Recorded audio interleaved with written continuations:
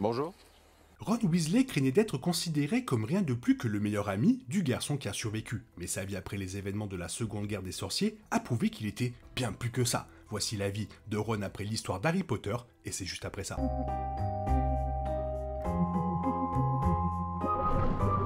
Revelio.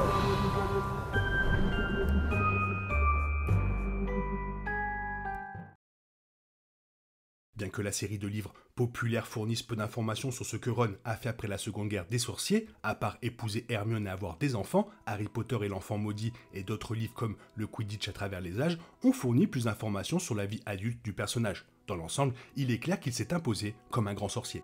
L'épilogue de la fin de l'histoire de Harry Potter a vu Harry, Ron et Hermione escorter leur enfant jusqu'à la plateforme 9 3/4, 19 ans après les événements de la Seconde Guerre des Sorciers. C'était une scène qui démontrait la paix qui s'était installée après la guerre des sorciers depuis la chute de Voldemort. Un signe que les efforts du trio pendant ces jours sombres en valaient la peine. Pourtant, l'épilogue apporte peu de réponses sur la vie quotidienne de ces personnages. Heureusement, Rowling avait plus à dire à ce sujet, ainsi que dans d'autres moments de la franchise Harry Potter.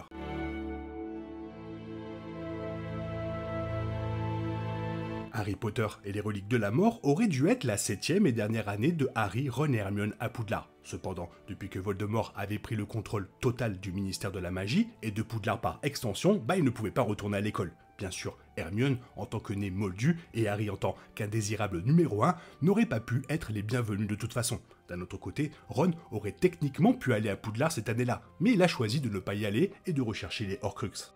Après la bataille de Poudlard et la chute de Voldemort, Poudlard a été remis en ordre et les portes ont été ouvertes à n'importe quel sorcier ou sorcière comme elle avait été auparavant. Sans surprise, Hermione a choisi de revenir et de terminer sa 7e année d'école. Cependant, Harry et Ron ont choisi de complètement l'ignorer. On n'a jamais révélé pourquoi ils avaient pris ces décisions. Il est possible qu'il aurait été trop douloureux d'essayer de revenir à la vie telle qu'il la connaissait auparavant. Quelle que soit la raison, Rowling a confirmé que le duo était capable de poursuivre une carrière au ministère de la Magie sans terminer leur étude formelle.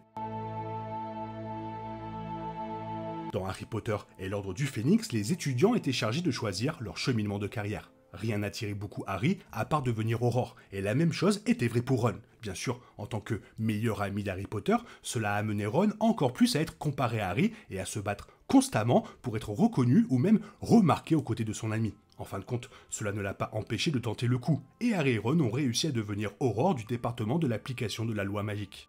Harry Potter et l'Enfant Maudit et le Quidditch à travers les âges ont révélé que Ron avait quitté son poste au ministère après seulement 2 ans. Il se pourrait qu'après avoir tant côtoyé des sorciers noirs pendant des années à l'école, Ron ait décidé qu'il était prêt à se concentrer sur complètement autre chose. Ou alors qu'Harry progressait jusqu'à devenir chef du département de l'application des lois magiques, son meilleur ami aurait peut-être commencé à se sentir encore plus coincé dans l'ombre du garçon qui a survécu. En fin de compte, la réponse que Ron lui-même a donnée était qu'un membre particulier de sa famille avait plus besoin de son soutien que le département de l'application de la loi magique.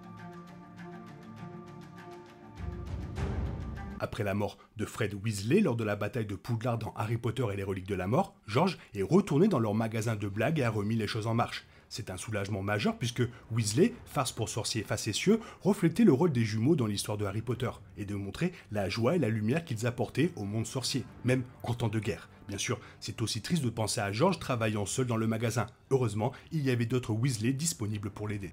Le Quidditch à travers les âges a révélé qu'après que Ron ait quitté son poste d'Aurore, il a commencé à travailler avec George chez Weasley, farce pour sorciers facétieux. C'était une pensée réconfortante, surtout compte tenu de la relation de Ron avec ses frères aînés tout au long de l'histoire. Comme le faisaient souvent leurs grands frères, Fred et George ont toujours donné du fil à retordre à Rod, et cela ne s'est pas arrêté une fois qu'ils ont ouvert leur magasin de blagues. Pourtant, cela ne changerait rien au fait qu'ils étaient frères et qu'ils s'aimaient énormément. Le fait qu'en tant qu'adultes, Ron et George se soient réunis pour perpétuer l'héritage de Fred le prouve parfaitement.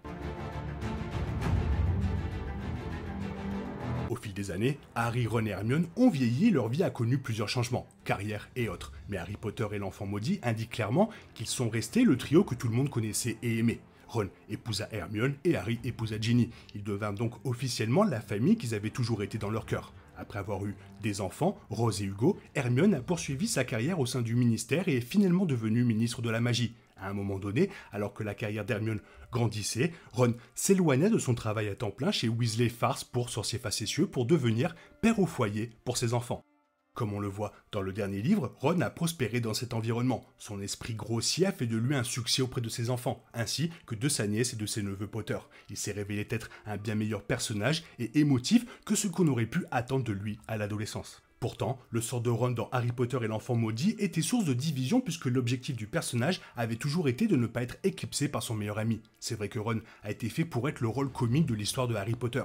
Cependant, il est logique qu'il trouve sa paix en s'occupant de ses enfants et en subvenant aux besoins de sa femme. Ron croyait depuis longtemps qu'il devait combattre tous les obstacles pour se mesurer à ses frères aînés et à son meilleur ami. Cependant, en réalité, il était toujours assez bon. Cela se reflète dans la fin de Harry Potter. Ron Weasley a toujours été bien plus que l'ami stupide de Harry. Voilà, je pense que le cheminement est complètement naturel et Ron, bravo à toi. Toi, qu'est-ce que tu en penses? Fais-moi part de ton avis dans la zone commentaire. Sinon, il est temps pour toi de reprendre le cours normal de ta vie. Bien sûr, on se retrouve bientôt pour une nouvelle vidéo. Bisous bisous. Bye bye.